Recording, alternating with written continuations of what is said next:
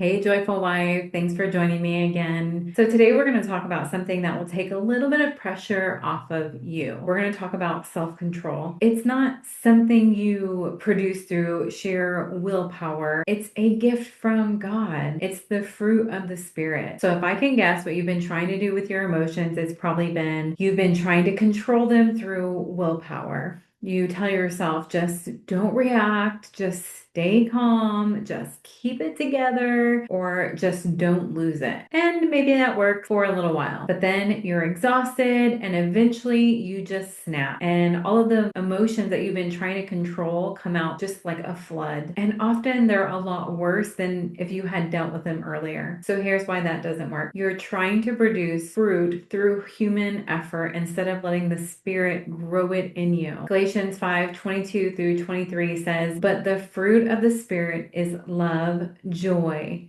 peace, patience, kindness, goodness, faithfulness, gentleness, and self-control." Did you catch that? Self-control is a fruit of the Spirit, not your fruit of effort, not fruit of your willpower, not fruit of your determination. It is fruit of the Spirit. So what does that mean practically? Self-control isn't something you manufacture. It's something God grows in you. It's not about trying harder. It's about staying connected to the source, Jesus Christ. It's not about white knuckling it. It's about abiding. It's not about self-discipline. It's about spirit dependence. This is so freeing. Here's what a lot of Christian women get confused. They think self-control means suppressing or ignoring their emotions, but it doesn't. Let me be crystal clear. Emotional suppression is pretending that you don't feel the way that you feel. It's stuffing emotions down. It's saying, "I'm fine," when you're not. It's denying or minimizing your feelings. And really, it's avoiding emotions altogether. But biblical self-control, which is emotional stewardship,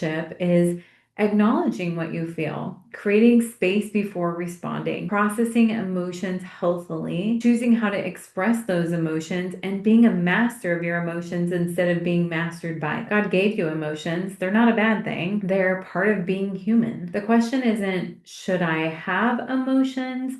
The question is, how will I steward the emotions I have? So let me give you a picture of how emotions are supposed to function. Think of emotions like lights on your car dashboard. When the gas light comes on, it's not an emergency, it's information. It's telling you you need fuel soon. You don't ignore the light, suppression. You don't panic about the light, emergency living. You don't let the light control your driving, emotional reactivity. You acknowledge it and you make a plan to get gas when it's convenient. Emotions are very similar. They're messengers. They're information. They're telling you something about your inner world. Anger might be telling you that a boundary was crossed. Sadness might be telling you something matters to you. Anxiety might be telling you you're trying to control something outside of your control. Hurt might be telling you you need connection. Emotions themselves are not the problem. It's what we do with those emotions that matters. The Bible talks about two ways to relate to your emotions.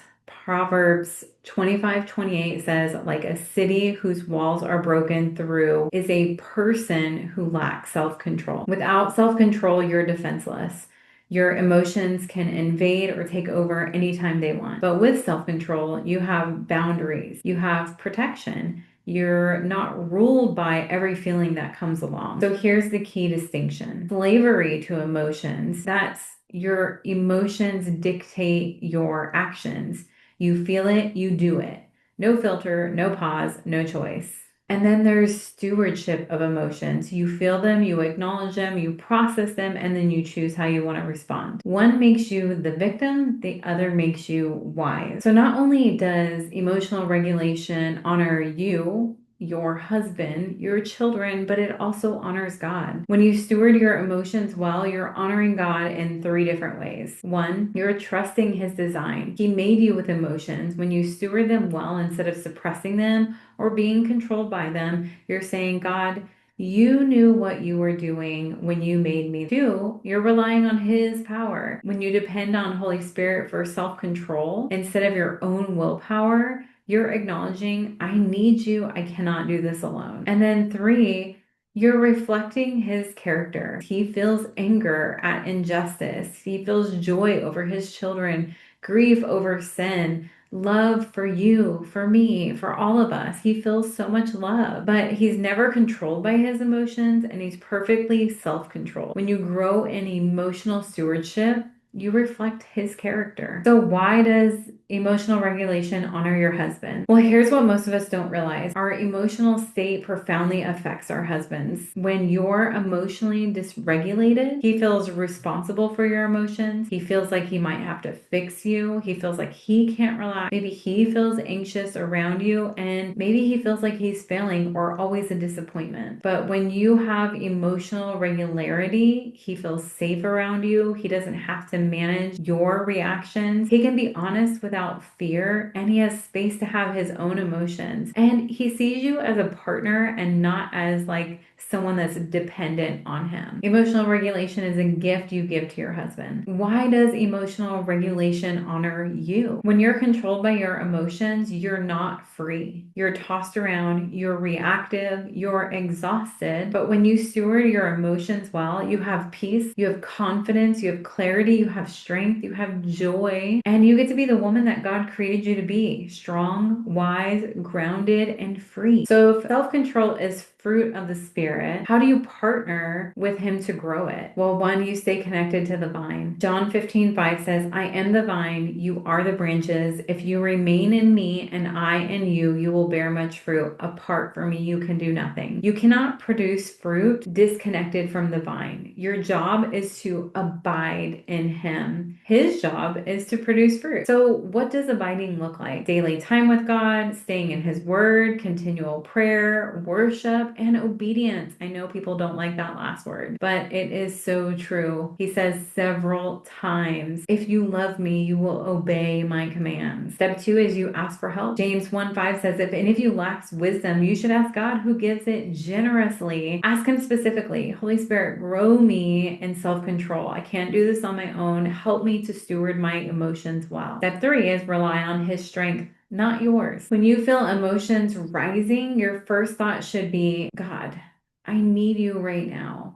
Help me to respond in wisdom. Step 4 is to be patient with the process. Fruit doesn't grow overnight. It takes time. It takes seasons. It takes pruning. Give yourself some grace and know that you're not going to get this perfect. You're going to have moments where you lose it, and that's okay. That's part of the growth. You can always ask for a redo. So what would realistic expectations look like when you're growing this fruit inside of you? Well, the early stages would be you're learning, you're trying, you're failing more than succeeding, and the fruit just has tiny buds. Doesn't look like much yet. But then in the middle stages, you're practicing, you're seeing some growth, you're having more wins, the fruit is forming, but maybe it's not ripe yet. And then you have mature stages where you're experiencing the harvest. Self-control is becoming more natural. You're catching yourself earlier, and this would be like the fruit is ready. And then you have the maintenance. You still have to tend to the vine. You can't just stop abiding, but the work feels less intense because the patterns are already established. So where are you in this process? Wherever you are, just keep going, keep abiding, keep partnering with the Spirit. When you understand that self-control is Spirit-produced fruit, not self-produced effort,